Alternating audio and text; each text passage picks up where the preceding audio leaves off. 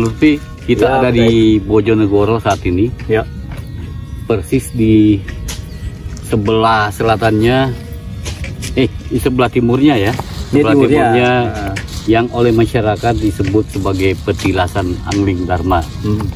Pemerintah Kabupaten Bojonegoro yang bekerja sama dengan BPCB Jawa Timur melakukan kegiatan ekskavasi di sebelah timurnya Petilasan Angling Dharma. Ini memang nama toko ini juga fenomenal ya, banyak diakui oleh masyarakat, walaupun kita tahu bahwa kemungkinan besar nama toko ini secara fisik tidak bisa diakui keberadaannya atau dia berada sebagai legenda ya. Namun itu menjadi hal tersendiri, Nah, kita berada di lingkungan atau di area persawahan dan kelihatannya merupakan lembah di sebelah baratnya. Kemungkinan besar daerah cekungan, mungkin pada masa lalu itu adalah danau atau tempat tertampungnya air secara besar. Namun pada saat ini sudah menjadi persawahan. Hal-hal yang pertama kita temui pada saat kita berkunjung ke area ini adalah banyak sekali temuan fragmen gerabah dan keramik. Bermacam-macam. Baik dari bentuknya, ragam hiasnya, ya mungkin fungsinya juga berbeda-beda. Nah, ini yang menjadi hal yang sangat menarik buat kita. Dan pengetahuan kita juga bahwa sebelumnya sebenarnya Balai Arkeologi sudah pernah melakukan penggalian di area sebelah timurnya lokasi yang kita pilih ini, dan temuannya sama juga. Jadi ada seperti struktur bata, di sini juga ditemukan struktur bata, tapi kita tidak yakin bahwa itu adalah struktur bata yang disusun pada masa yang lalu. Kelihatannya dia adalah susunan baru. Dan dia hanya sekitar 2-3 lapis, dan itu keberadaannya hanya 20 cm sampai 30 cm dari permukaan tanah yang sekarang ini. Untuk menjelaskan lebih jauh tentang penelitian kita di sini, mungkin Pak Lutfi ada hal-hal yang perlu disampaikan, apa yang ada di sekitar kita. Ya Pak Said, dari hasil ekskavasi BPCB di situs Wotangari ini, secara umum temuan yang kita peroleh itu memang mendukung sepenuhnya hasil penelitian dari Balai Arkeologi Jakarta beberapa tahun yang lalu, di mana salah satu kesimpulan mereka mengatakan bahwa situs Wotangari itu adalah situs hunian, dan sangat besar posisinya ada pada periode masa hidup Buddha, khususnya pada periode Majapahit. Dan pada titik di mana kita melakukan ekskavasi itu, data yang kita peroleh, baik yang tadi diberikan Pak Said berupa kreweng atau pecahan gerabah, kemudian juga keramik asing, dan juga adanya sisa-sisa fauna, tulang-tulang binatang. Memang ternyata simpulannya mendukung terhadap kesimpulan dari hasil risetnya Balai Arkeologi Jakarta. Namun yang perlu kita tambahkan lagi dalam hal ini adalah persoalan data yang kita peroleh di sini. Ternyata data yang kita peroleh itu berada pada lapisan tanah yang boleh dikatakan sudah tidak steril atau bukan pada myfeldnya, pada tanah pada zamannya, tapi dia sudah berada pada lapisan tanah yang baru, sudah teraduk atau yang baru gitu.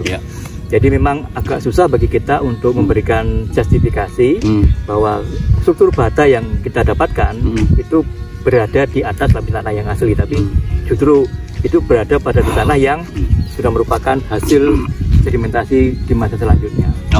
Ya seperti itu ya. Mungkin Pak Lutfi bisa menyampaikan juga kalau di sekitar sini pernah ditemukan prasasti, ya bukan di tempat ini tapi di dekat sini ada prasasti yang sangat terkenal, dan saat ini ada di Museum Botantulan. Tepat sekali Pak Said. Jadi desa Wotangari ini berada satu kecamatan dengan tempat ditemukannya prasasti berupa lempeng tembaga 17 buah yang kemudian diberi nama prasasti Adanadan. Adanadan. Bukannya situs Adanadan itu ada di Kediri, Pak? Betul sekali, Pak Said. Jadi nama Adanadan itu memang rupanya nama yang cukup populer pada masa lampau karena ternyata di Kediri ada nama Adanadan, kemudian di Bojonegoro juga nama Adanadan yang terekam dalam prasasti. Jadi memang rupanya di masa lampau itu nama yang populer. Nah, terkait dengan prasasti Adanadan yang ada di Bojonegoro ini ditemukan di Desa Mayangrejo. Mayangrejo berarti dekat di sini. Iya, sama. Satu kecamatan dengan Wotangare, yaitu Kecamatan Kalitidu. Iya. Nah, karena kedekatan posisi temuan prasasti itu dengan areal ekskavasi kita ini bukan tidak mungkin dalam konteks keluasan peradaban pada masa lampau itu, ini memang saling terkait. Apalagi jelas sekali pada prasasti Adanadan itu dikeluarkan oleh Raja pertama Majapahit. Jadi sementara data arkeologi yang didapatkan dari tim BPCB, kemudian juga dari hasil ekskavasi Balar Jogja, itu juga menunjukkan berasal dari periode yang sama. Jadi rupanya kita bisa mendapatkan satu narasi lebih luas lagi bahwa di wilayah Kecamatan Kalitidu itu pada masa Majapahit itu sudah terdapat masyarakat yang boleh dikatakan sudah maju. Nah, kalau boleh tahu isi dari prasasti itu tentang apa? Garis besarnya prasasti Adanadan itu terkait dengan sebuah penetapan Sima atau daerah petikan yang diberikan oleh Raden Wijaya atau Narayan Sanggrama Wijaya kepada salah seorang tokoh penting yang disebut sebagai Raja Resi. Dan Raja Resi ini adalah seorang wanita, diketahui karena beliau ini adalah seorang pertapa yang menggunakan baju pertapa, Walkaladari. Artinya bahwa di samping adanya informasi tentang Sima itu, juga di sini harusnya dulu itu ada sebuah tempat pertapaan. Harus ada bangunan sucinya ya. Betul. Di mana sang Raja Resi itu melaksanakan kegiatan ritualnya di sana. Barangkali ke depan kita perlu menaruh perhatian untuk riset berikutnya itu mencoba mencari kembali di mana kira-kira keberadaan dari tempat pertapaannya sang Raja Resi itu. Soalnya di lokasi kita ekskavasi ini juga ditemukan bata-bata kuno. Betul, tepat sekali, Pak. Bata-bata kuno yang tersebar dan pecahan-pecahannya juga menyebar di sekitar sini. Betul. Berarti memang ada bangunan suci yang tadinya ada di sini, tetapi entah di mana posisinya saat ini. Betul. Ya. Ada satu data yang kita temukan di Wotangare, Pak, terkait dengan hipotesa ada bangunan suci di daerah ini. Nah, walaupun ini temuannya berupa temuan permukaan, tapi ada fragmen gerabah yang menunjukkan adanya miniatur bangunan suci, bukan rumah-rumahan biasa, tapi bangunan suci, sebagaimana yang sering kita temukan di Trowulan. Dia bentuknya bahannya apa, Pak? Bahannya terakota. Terakota. Dia bagian dari bangunan suci atau miniatur bangunan? Miniatur bangunan suci. Ya, biasanya miniatur ini berada di dalam konteks bangunan tempat suci. Ya. Nah, kalau kita lihat lingkungan di sekitar kita ini memang sangat layak untuk sebuah pemukiman. Sangat layak.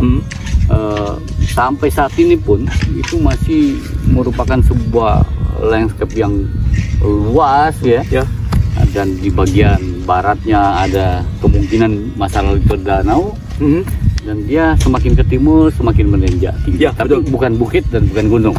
Lembah. Jadi lembah yang memang mungkin sangat subur untuk kegiatan pertanian. Ada tambahan yang menarik, Mas Said, terkait dengan landscape dari Wotangare ini. Karena di bagian tenggara dari Wotangare ini ada suatu tempat yang masyarakat sering menemukan fosil, Pak. Fosil ya? Salah satu di antara mereka adalah fosil dari elepas atau pseudodon.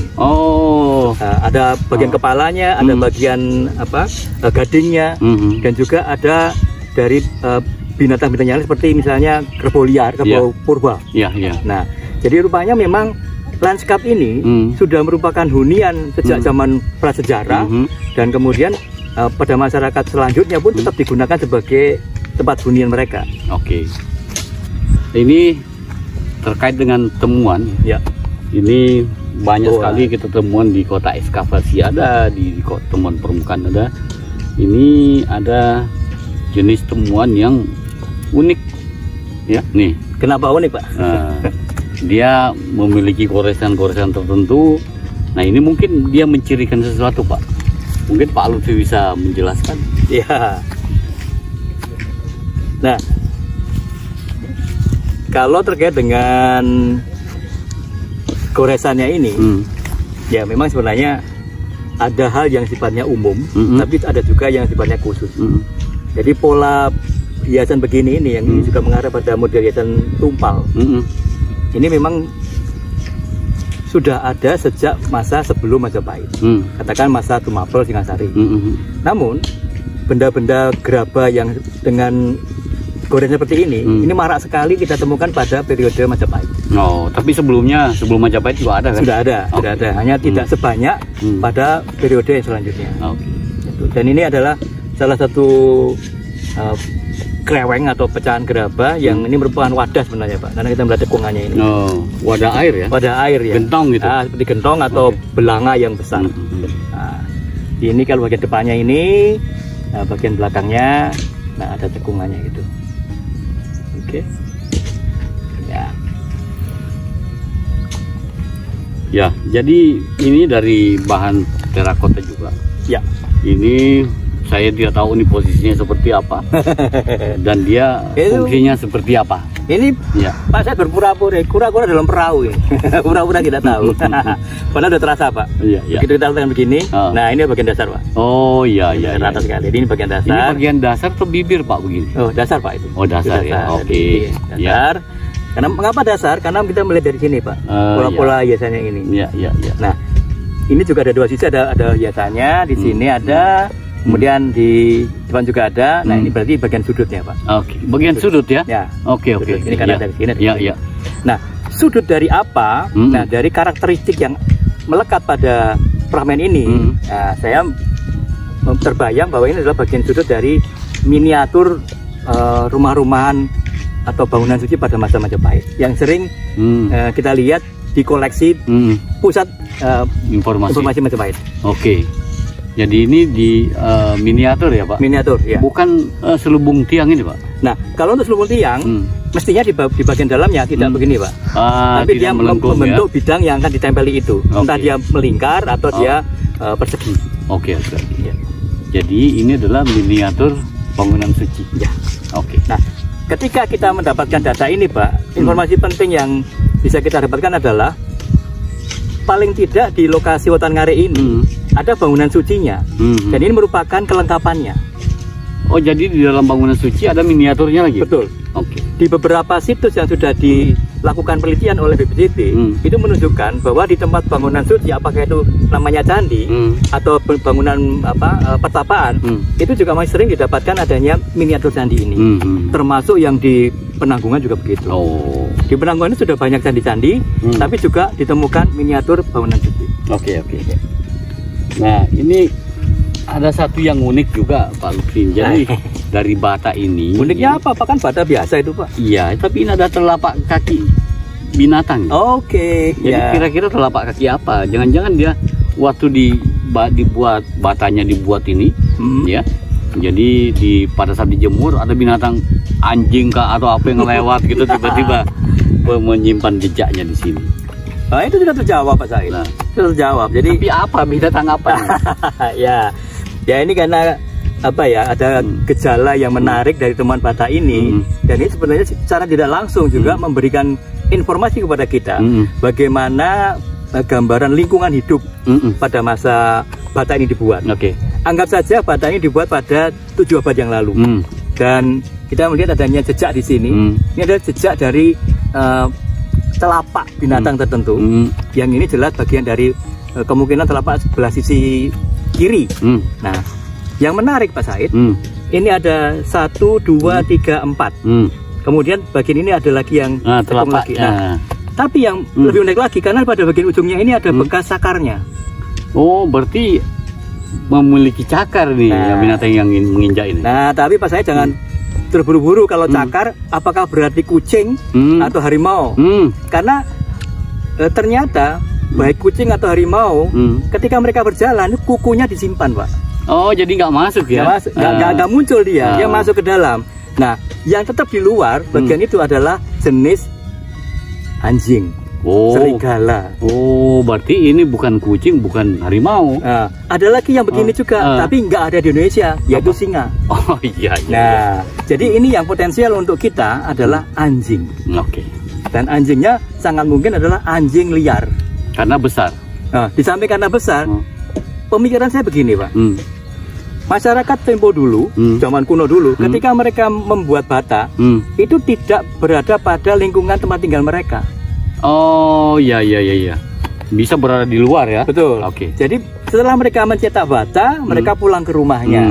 Ketika bata ini masih belum kering, orangnya sudah pulang, maka sangat mungkin hewan-hewan liar ini datang ke lokasi itu dan satu di antara mereka menginjak bata yang belum jadi tadi. Oke. Kemudian ini ikut dibakar dan tercetaklah di sini. Oke. Ya, ini gambaran yang penting lagi untuk kita bahwa ternyata dalam prasasti yang ada sebutan tentang asu tugel, walaupun kita nggak ngomong tugelnya, tapi ngomong asunya, itu terbukti bahwa binatang yang disebut asu atau bahasa Indonesianya anjing, itu memang real ada dalam masyarakat Jawa kuno dan ini buktinya ada telapaknya. Oke. Nah, gitu Pak. Iya.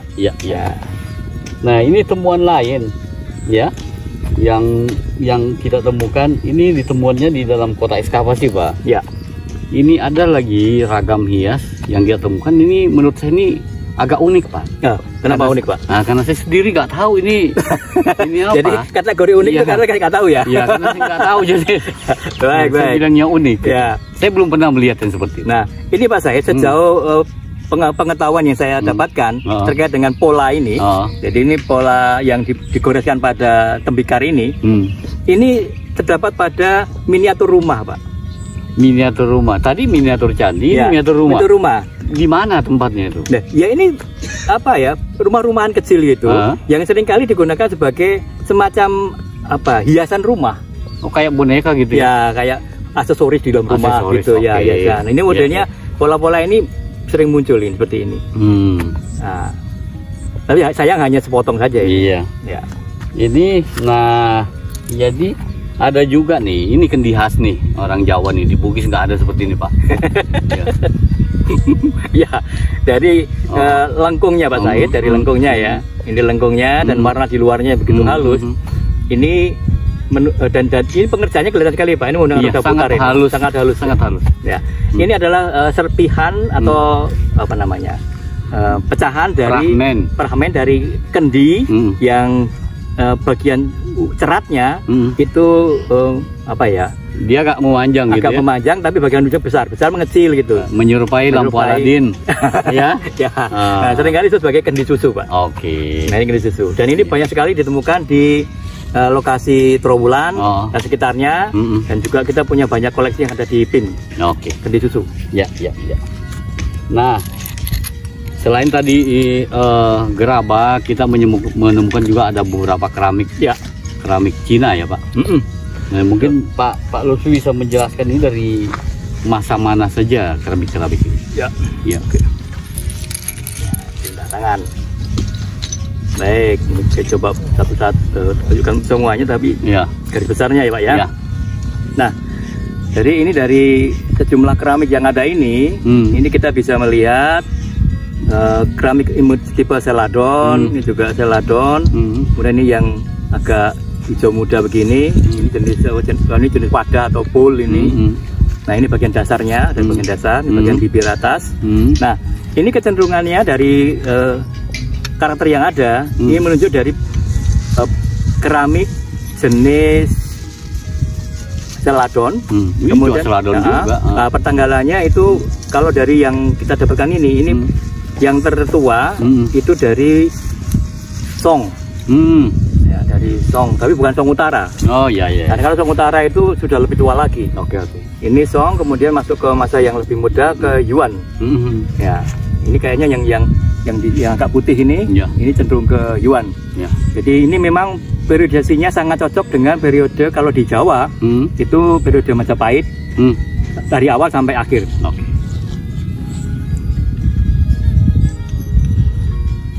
Nah, ini keramiknya. Oke. Nah, selain keramik itu sendiri, semuanya Majap di Wotan Ngare. Di Wotan Ngare ini juga sudah memproduksi jenis-jenis gerabah yang sudah pembakarannya tinggi. Ya. Ya, ini bunyinya seperti Sudah nyaring ya, sudah nyaring. Ya. Jadi tidak seperti earthenware yang biasa. Ya, Ya. betul. Ini kelihatan Pak. Iya. Ya, tentu saja ini karena kita berhadapan dengan masyarakat yang sebenarnya sudah maju. Jadi sangat mungkin teknologi pengolahan tembikarnya juga semakin maju. Kalau untuk kepentingan terbatas, misalnya seperti kendi, kemudian untuk genteng dan wadah-wadah yang lain itu pembakarannya sederhana. Tapi untuk yang barang-barang seperti ini rupa-rupanya dari bahannya, ini juga sudah bahan pilihan Pak Said, karena tempernya juga tidak lagi menggunakan pasir atau menggunakan sekam, tapi dia sudah lebih lembut lagi, sehingga hasil akhirnya juga demikian. Jadi tingkat pemanasnya sudah tinggi, dengan tetap menggunakan teknik roda putar, kita masih melihat di sana bekas roda putarnya, suhu pembakarannya sudah sangat tinggi, sehingga tingkat pembakarannya sudah hampir sempurna ini. Jadi porositasnya semakin rapat. Ya, jadi kalau untuk wadah, untuk air atau minyak wangi atau cairan yang lain itu dia sudah lebih kedap lagi dia. Oke. Ya. Nah, sebagaimana tadi yang kita ucapkan sampaikan bahwa di kota ekskavasi kita juga menemukan tulang ini kelihatannya sepertinya gigi, Pak.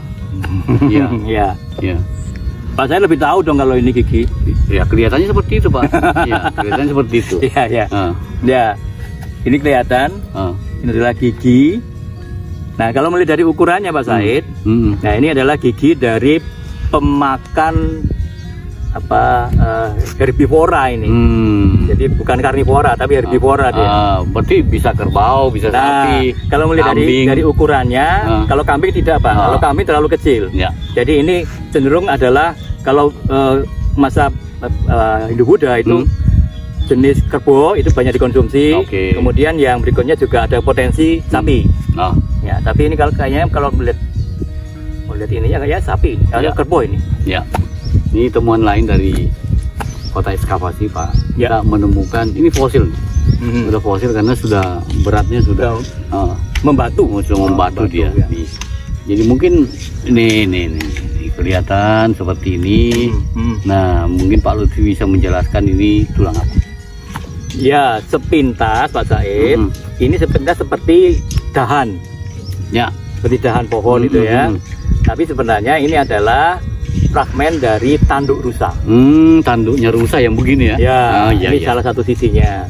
Biasanya kalau rusa dewasa itu tanduknya akan bercabang. Tapi ini hanya sampai di sini. Bukan tanduk kambing ya Pak? Mana bisa kambing sekecil ini Pak? Kambing itu dia bagian bawahnya itu lebar, mengecil ke atas dan tidak setebal ini. Ini tebal sekali bagian dalamnya. Kalau tanduk kambing itu tipis saja.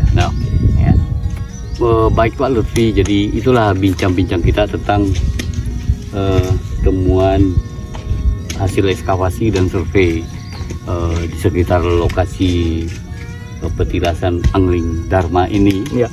Ya mungkin kita belum bisa mengkaitkannya antara Angling Dharma dengan lokasi atau temuan-temuan yang ada di sekitar.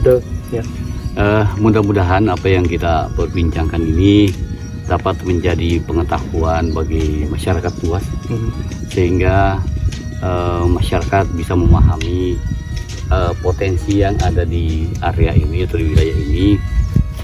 Masalah terkait dengan Angling Dharma atau tidak itu masalah nanti, masih perlu ada kajian lebih lanjut lagi. Demikian bincang kami. Assalamualaikum warahmatullahi wabarakatuh. Waalaikumsalam warahmatullahi wabarakatuh.